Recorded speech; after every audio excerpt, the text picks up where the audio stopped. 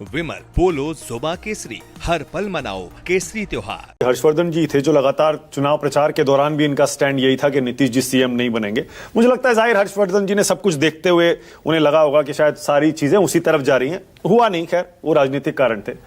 लेकिन विनोद जी, क्या आप हर्ष जी से सहमत हैं? आपको भी लगता है कि नीतीश जी को अब सीएम नहीं रहना चाहिए? नहीं, बिल्कुल सहमत हूं मैं, क्योंकि इस तरह की घटना आगे भविष्य में नहीं होगी, इसकी क्या गारंटी है। लगातार जैसे किसी के सर पे गमला रख देना, किसी को माला पहना देना, या ये घटना और आगे नहीं होगी, इसकी क्या गारंटी है। तो इसलिए बात सही है, नीतीश जी ने राजनीति बहुत ऊंचाइयां छुई हैं, बड़े शिखर तक पहुंचे हैं वो, और अपना पहला चुनाव हारने के बाद से लेके और आज वो बिहार के सबसे बड़े नेता हैं, 205 सीटें लेकर के एनडीए के नेता हैं। ये इस लंबी यात्रा में उनका बड़ा राजनीतिक जीवन योगदान रहा है। और सही बात है, सही कह रहे हैं कि कोई उनके ऊपर भ्रष्टाचार का आरोप नहीं है, कोई किसी तरह के कदाचार का आरोप नहीं है। हाँ, राजनीतिक अवसरवाद का आरोप क्या है, वो तो सत्य है कि कभी इधर कभी उधर।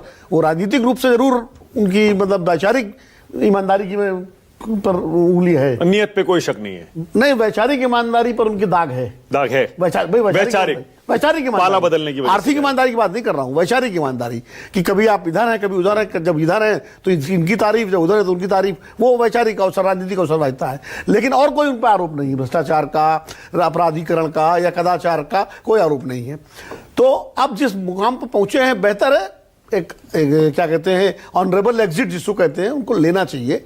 हमारे यहाँ शास्त्रों में कहा गया, अब तो बीजेपी के साथ हैं और हिंदुत्व वाली पार्टी के साथ है, वहाँ तो भारतीय दर्शन, भारतीय संस्कृति की बड़ी मान्यता है। वैसे तो पूरे देश में मान्यता है कि चौथे पन जाए नृप कानन, यानी चौथापन जब आता है तो राजा राजगद्दी छोड़ के जंगल चले जाते थे तपस्या के लिए।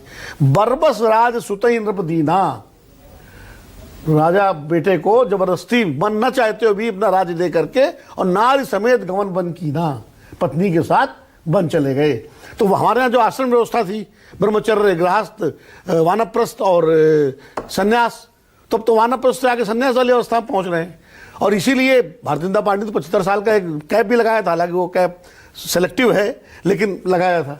तो अब जब इन सारी घटनाएं हो रही हैं, इस तरह का हो रहा है, तो ठीक है, नीतीश जी क्या है, किसी उनकी पार्टी में एक से एक योग्य नेता हैं, ललन सिंह जी हैं। नहीं, मतलब बेटे को आगे बढ़ा रहे हैं। नहीं, बेटा मुख्यमंत्री तो नहीं बन सकता। मान लीजिए जनता दल यू का ही मुख्यमंत्री बनना हो तो विजय चौधरी हैं, बहुत सारे बड़े अच्छे अच्छे नेता हैं जिन्होंने राजनीति में अच्छा काम किया है। किसी को बना दें। और अपना भाई सोनिया गांधी ने पद त्याग किया था, नहीं किया था, प्रधानमंत्री नहीं बनी थी भाई। लेकिन पर विनोद जी, अगर कुर्सी खाली की तो फिर बीजेपी ये थोड़े कहेगी कि हमको जेडीयू का कोई भी सीएम स्वीकार है। ये तो उनके बीजेपी की बात की बात, मैं वही तो बता रहा हूँ, फिर तो खुल जाएगी। वो तो उनके और बीजेपी के बीच की बात है। लेकिन इस तरह की रोज रोज रसवाई जो हो रही है, उनकी रसवाई हो रही है और अच्छा नहीं लग रहा। मतलब हम लोग अपने जमाने में एक समय हम लोग नीतीश जी का बहुत समर्थक हुआ करते थे, उनके पूरे राजनीतिक जीवन के। मैं तो पर्सनली व्यक्तिगत रूप से मैं उनका बड़ा समर्थक था, क्योंकि मुझे वो अच्छे लगते थे एक नेता के रूप में। समाजवादी आंदोलन से भी जुड़े रहे, जेपी आंदोलन से जुड़े रहे। उनका हम लोग मतलब नीतीश जी को एक भावी राष्ट्रीय विकल्प के रूप में देखते रहे हैं एक रूप में। लेकिन अब ये सब जो हो रहा है तो उससे तकलीफ होती है तमाम सारे लोगों को। मैं जहाँ तक महिला वाली बात है, निश्चित रूप से धर्म या मजहब का विषय नहीं है, ये महिला का विषय है, महिला के सम्मान का विषय है। वो चाहे हिंदू महिला हो चाहे मुस्लिम महिला हो, किसी भी महिला के शरीर पर उसका अपना अधिकार है। ना नैतिक रूप से ना कानूनी रूप से कोई उसको साथ किसी तरह का भी छेड़छाड़ नहीं कर सकता। यहाँ तक पिता भी जो है, जब बेटी बड़ी हो जाती है तो उसके सर पर ही हाथ रखते हैं। पिता भी हमारे समाज में जब बेटी बड़ी हो जाती है उस सर पे हाथ रखते हैं, आशीर्वाद देते हैं। और वो क्योंकि ये माना जाता है कि भाई अब बच्ची बड़ी हो गई है तो ये उसका हक है। तो कम से कम नीतीश जी से ये उम्मीद हमें नहीं थी। और किस अवस्था में उन्होंने ऐसा किया, कौन सी मानसिक अवस्था थी, क्या मनोदशा थी, वो जाने। ये मैं मानता हूं कि उनकी नीयत खराब नहीं रही। ये मैं मानता हूं, क्योंकि उनका इस तरह का कभी कोई अतीत नहीं रहा है। तो ये मैं मानता हूं कि उनको पर ये कहना, लेकिन इसके बावजूद ये घटना किसी भी तरह से मतलब अनदेखा करने लायक नहीं है।